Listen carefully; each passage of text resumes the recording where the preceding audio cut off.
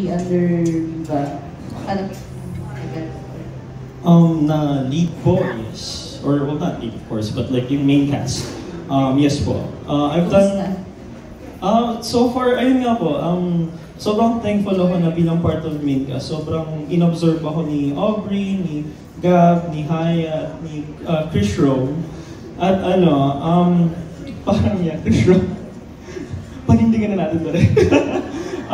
But ayun, mas na-enjoy ko yung experience being part of the main cast because of them. I feel like, confident ko masasabi na if I were given a chance na mamili ng ibang main cast na makasama ko with the same role, hindi ako mamili. I feel I'm happy with the people who I'm with kasi may mga moments na kahit sobrang 4 AM nag-shoot pa kami, antok na lahat, laging may nagbibigay ng energy sa set.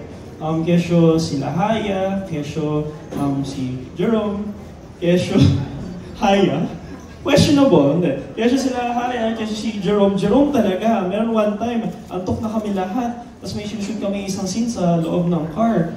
Lakas ng tawa ko. It was more so because sabog na ako. But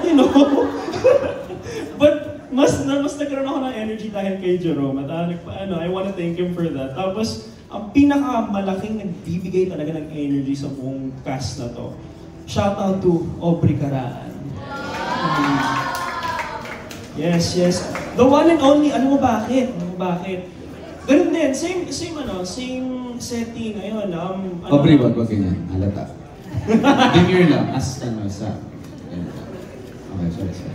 Ayun, same setting, mga 2 AM, 3 AM, ayun, sabog na kami lahat, ang gising ng energy. Meanwhile, Aubrey Caraan sumasayaw ng Pantropiko kasama si Krish. Kaya, yung mga ganong moments, mas nakaka-appreciate with this cast. And that's why, doon ko talaga masasabi na confident ako na I'm happy.